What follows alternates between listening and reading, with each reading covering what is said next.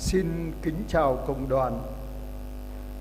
Kính thưa cộng đoàn, chúng ta đang chuẩn bị bước vào mùa vọng, mùa trông chờ Chúa đến.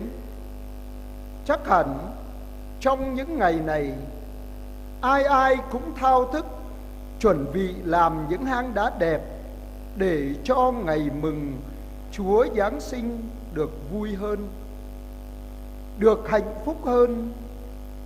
Chiều hôm nay chúng ta quy tụ về bên mẹ để cùng với mẹ tạ ơn Chúa và cảm ơn mẹ vì muôn ơn lành Chúa đã ban cho qua lời chuyển cầu của mẹ trong suốt một năm phục vụ vừa trôi qua.